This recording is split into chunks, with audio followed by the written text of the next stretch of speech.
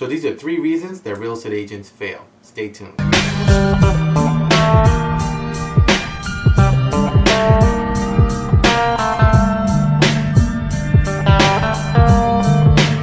I'm Rinde from Ask Rinde, and welcome to the #1 community for real estate income and credit. So if you'd like to know the 3 reasons why real estate agents fail and how to avoid them, please watch the video to the end and leave a comment below if you need help with anything.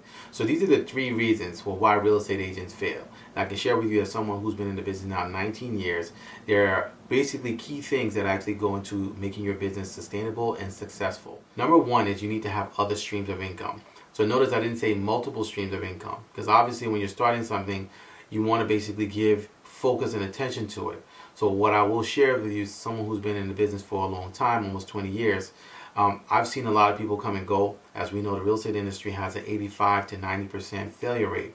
And sometimes people will come in and they'll hit the ground running. They may have referrals from friends or family, and they'll start and they'll do a few deals, and then the valley hits. So it's kind of like it's almost always a feast and famine situation. It's like an architect. You can do a deal, and then a year later you're doing another deal, and that's where a majority of the industry is. There's never a consistent deal flow. There's never that pattern of consistency where they're in a business where they know that they have consistent deal flow and consistent business on a monthly and a weekly basis. Granted, these people have bills, they have families, and so they have things that they need to basically use that money for. And to be in that feast and famine situation where you do a deal, 3 months go by, then you do another deal, well, guess what? The deal that you did is going to pay for those 3 months, and then when you close the next deal, you're going to have to save that money to basically pay for the next 3 months, because you don't know when the next deal is going to happen. This is the reason why a lot of realtors live paycheck to paycheck. It's no different than having a job. The reason why you're living paycheck to paycheck is because you don't have really a robust number of deals going around, or enough of a pipeline to be able to have you in a position where you have expendable income. You know, you're either going to do little deals, but those deals are big deals where they far exceed your living situation. They far exceed what your fixed expenses are. So if you're on a certain level, you're doing deals that are 3 to 4 to 5 times what your expenses are. Then you can actually save and take your time and then do your next deal. However, most people are doing business where it's kind of even. Their expenses and their income, what they're making from the checks from these real estate commissions, are actually almost the same. So they have to really just clinch it to be able to make those expenses and then wait for the next deal to hit. And as we know, things happen in this business. You can actually have deals lined up and not all of them will close. And that's a given. That's something that goes with the business. You have to be aware of that. So it's always important to have another stream of income. Number 2. So the second reasons why real estate fails is emotions. So this is probably one of the biggest enemies that you can have as an agent, is to actually have your emotions tied to the business. One of the things that I do when I train my first agents, and I have trained many agents, many investors, some of whom are popular and online, I've trained them, and I've also trained wholesalers as well. And that is, you have to detach yourself emotionally from the business. You cannot be tied up emotionally to this business or any deal, because what happens basically is you're dealing with variables that are outside of your control. You're dealing with a dynamic of a real estate transaction in its nature combines elements of having other people's input. So this is not an individual situation. This is not something where you're going to do a deal and it's just you. Even if you, let's say you're doing deals where you're not having an attorney involved, whatever, you're still dealing with a seller. There's still another side. It's still opposites. So the emotions are your #1 enemy, because it spills over into your prospecting.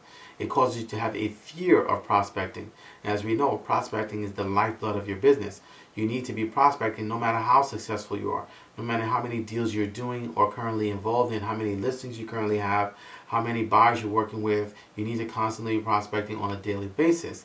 And so, in order to be able to do those things, you have to be able to get in front of people and talk to them. You have to cold call. You have to talk to them in the supermarket. You have to give your business cards. You have to network. You have to actually send mailers out. And no matter how you deal with it, no matter how sophisticated your marketing is, whether you're paying for Zillow leads or online leads or whatever, you're still going to have voice-to-voice communication. And so you're still going to have to talk to people. No matter how sophisticated society gets, I come from the school where we were doing real estate business through magazines, and basically on the streets, door knocking and all these things. We didn't have all this sophisticated internet leads and all these things. We didn't have that. It's still voice to voice communication even till this day.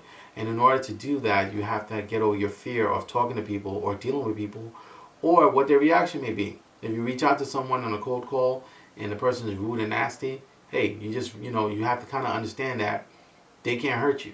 That person can't do anything to you. You reached out to them to help them, not to harass them, to help them.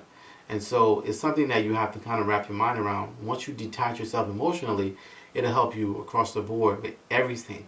Not only just your business, but also your aggression when it comes to getting more business. Number 3, and the third reasons why realtors fail, is time blocking and lack of action.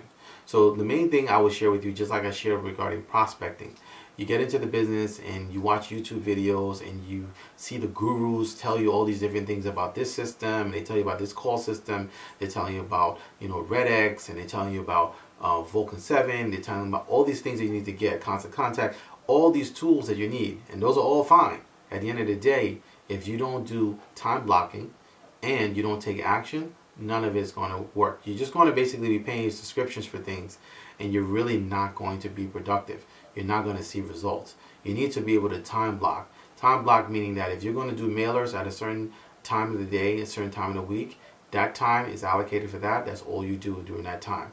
If you're going to do calls, same thing. You allocate that time, and that's all you do during that time.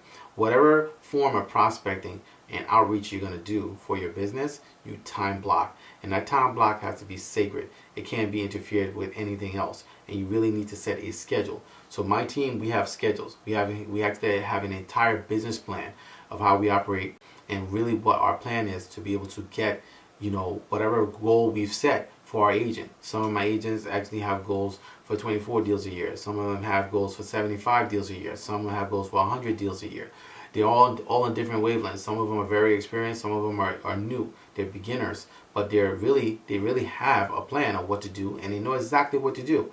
And that's important. And the reason why they know that is because we've given them the blueprint. We've given them exactly what it means to be able to sell tens of millions of dollars in real estate, how to make 6 figures in real estate your first year, how to make 7 figures in real estate, not only taking opportunity as a real estate agent, but also looking at opportunities that you can basically utilize to be an investor. What's the maximum premium return on a deal, right? You may get into a deal and it may be more lucrative and make you yield you 5 figures as opposed to going a certain route. So you need to know how to be flexible in those situations, how to spot opportunity in real estate deals.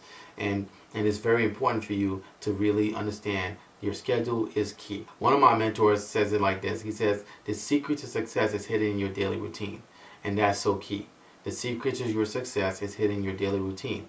Your time blocking. And within that time blocking slot, you're actually taking action. The action that you're taking is you're reaching out to people via email. You're reaching out to them via calling. You're reaching out to them via social media. We have things that we set up online to be able to generate leads to come to us. And we don't pay Zillow. We don't pay any of those services. We have that stuff coming to us like clockwork. So one of the things I will share with you is that it's very highly important for you to not only have a plan, but also to understand these core components. If you can actually just look at these 3 things that I've shared in this video, they will help you go a long way. And you'll be looking at this video 10 years from now, you'll be like, wow, he's right. These things were core elements in my business to be able to help me sustain. So if you'd like to know more information on how to get deals consistently, how to close transactions consistently, no drought, reach out to me. My email address is askRindeNow@gmail.com. I'll share some information with you that I think will be very helpful to you to basically never be in a position where you're going to have any feast or famine scenario in your business. It's a game changer. It's something that has really helped me turn everything around, literally everything around, from being in this business to going through all the different cycles, seeing and knowing what it's like to be a listing agent and basically having success there, and then also working with buyers and having teams and having people that they worked with, forming partnerships and all these things, looking at all of those things and having and being in a position where I'm consistently getting income from the business. There are no droughts, there's no slow up season. It's very important for you to understand how to implement that, how to do that in your business. So I'd like you to reach out to us. You can also go to my website, askrinde.com, and leave your information there. And just send me an email. Let me know that you'd like to know more information on how to consistently close deals on a daily and a weekly basis with never ever having a drought in your business again. So I look forward to sharing that information with you, and I look forward to seeing you guys on the next video. Until next time, thank you so much for watching.